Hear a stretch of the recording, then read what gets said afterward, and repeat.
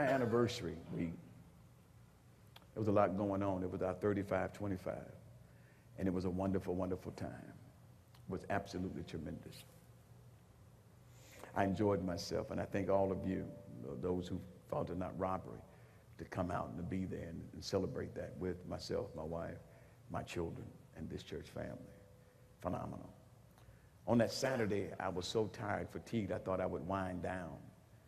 And in my attempt to wind down, and in the midst of all this celebration, Ron Carpenter, Marvin Wine, and Charles Jenkins, Darwin Hobbs, Joyce Neves, all these different people that of note in Christendom that had come because of a relationship with me, and we just was here and we were having a wonderful time. In the midst of all of that wonderful bliss, God reminded me who I am and what I've been called to do. And many of you remember that I engaged a man and encountered a man on that Saturday morning when I was going to spend my leisure, when I was going to take my rest, take my ease, when I was going to enjoy the moment and prepare for the last day on that Sunday and then try to get out of town for vacation. So I came out of the Omni Hotel and I drove my car to the corner. And when I drove my car to that corner, as I was leaving the Omni, there was a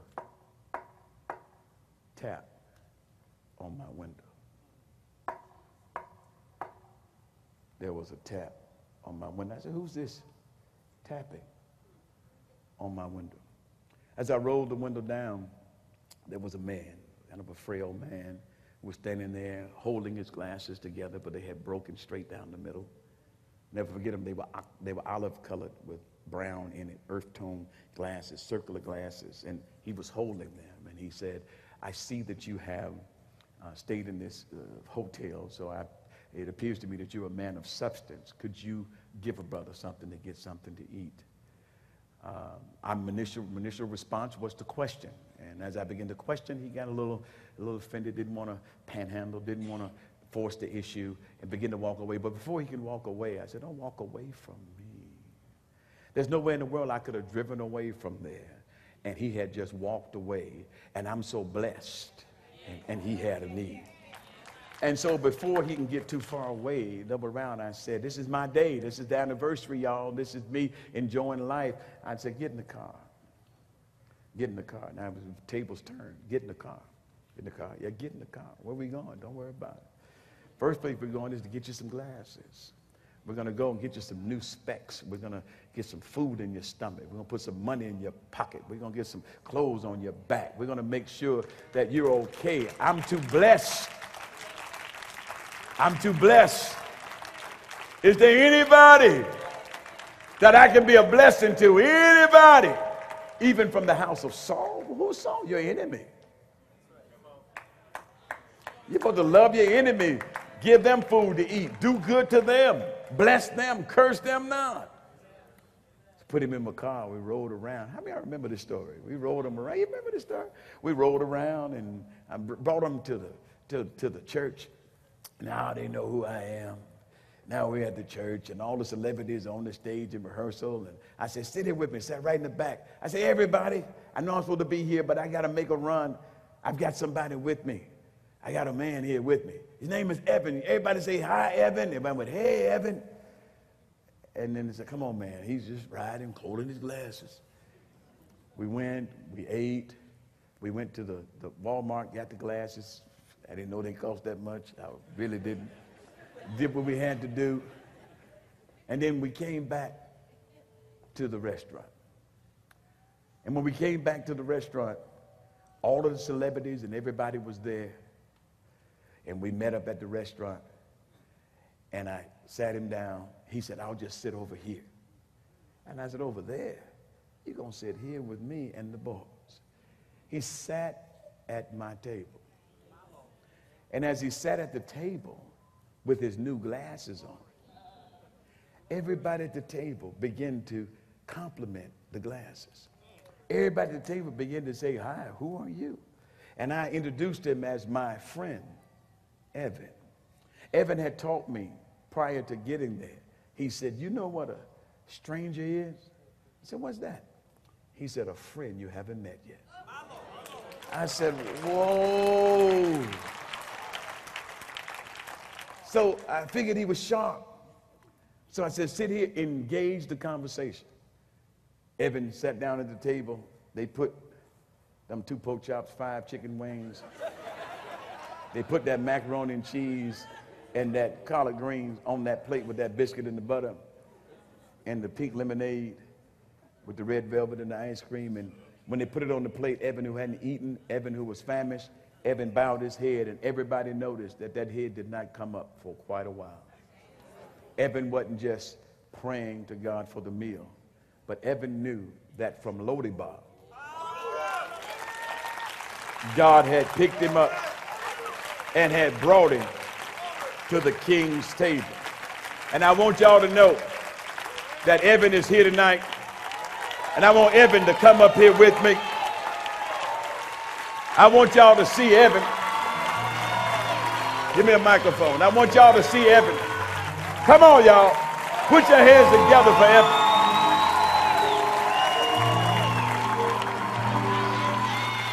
Come on.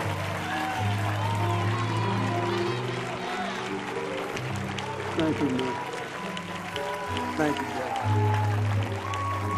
Come on, y'all. Evan's my Mephibosheth. Evan's my reminder where I come from.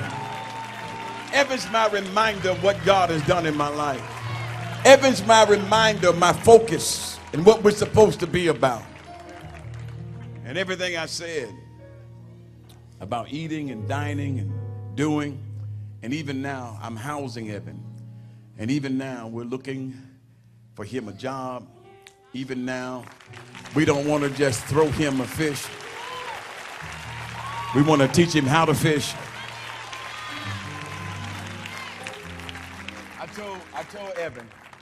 told Evan, I said, Evan, he kept saying to me, I'm using up too much of your time, and I know you're busy, and I know this and that, and this and that. I didn't know Evan. Evan didn't know me. We didn't know what was going on. But he finally found out I was a preacher and so on. When you kept saying that to me, what did I say to you, Evan? What did I tell you this? What did I tell you what I do? What did I say? He said, this is what he's called to do. He said in regard to like preaching and getting in front of people and giving them messages, I mean, it's important because it has to be done, but that's anticlimactic. He said his main purpose is to do what he's doing for me and people like me. And I said I would rather be doing that than preaching. And I wanted him to get the picture that preachers are not about pulpits. That when there's a sermon to be preached, it's got to be in deed. It's got to be in your works. It's got to be seen. Because there's nowhere in the world I could have just tipped Evan on that day. Now, Evan disappeared out of my life for that season since June. Yesterday was the first time I've seen him since June. We've chatted on the phone, left messages with each other. Him trying to get back here, and he doesn't have the means to transport, to get on a bus. He's been through some things, obviously. And so, credentially and stuff, he's not there. But yesterday during the Bible study, as I was teaching, and this man walks in and has a seat on the front row. And I just kind of held it from everyone, and even myself at the moment, because I was absolutely overwhelmed that he's a man of his word, and that he said he is not an unappreciative individual, and he would not want me to have sown into his life and he not do something in return to show his appreciation. Come on, y'all, to show his love.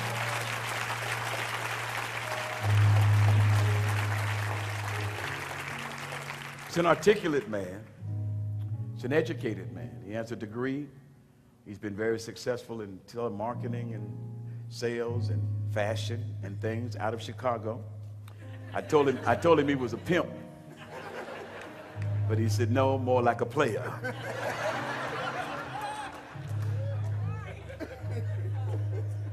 I did say that. And when I told my daughter and my son at the table, they joined us for lunch yesterday, that this is the guy that I picked up, the guy that I told you about, the guy that I ministered to, and the guy that I preached about, what did my kids say to you? Well, his daughter said, well, I can't remember, Dad. You do that all the time. That it could be anybody. My life is a life, it's a simple life. Many people try to make me complex.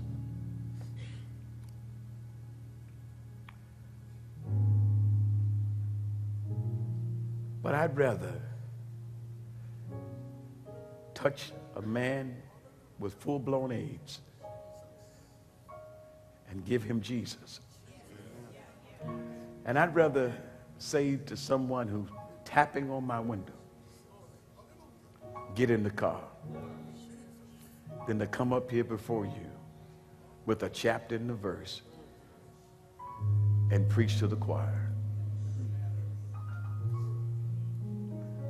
Evan said this to me. I'd almost given up on preachers. I'd almost given up on the church because he said to me, this is my theologian, that when it's all said and done, there's more said than done. This is.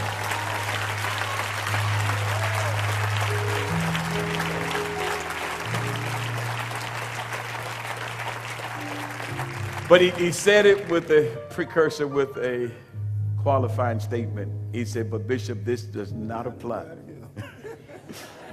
This does not apply to you. I love Evan Woodard.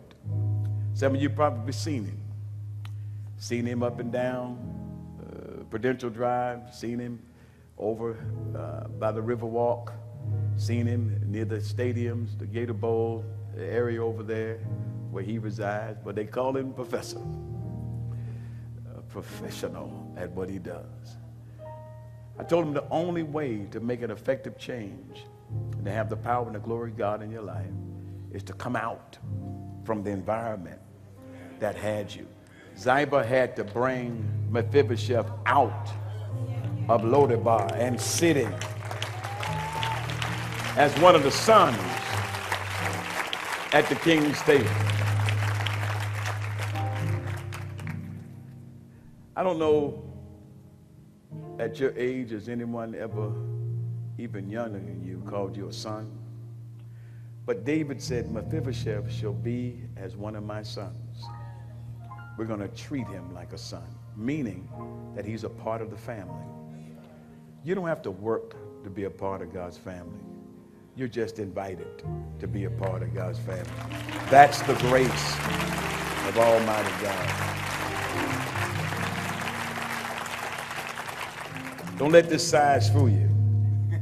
We went shopping, got some new clothes. I didn't know his waist was so small, but he can eat like a horse. 5 chicken wings, 2 pork chops, macaroni and cheese, collard greens. This is the day, right? Red velvet cake, ice cream, double cheeseburger, ketchup and mustard, large fry. Y'all are helping me here. A blizzard, turtle blizzard. And then he said, what we gonna eat tonight?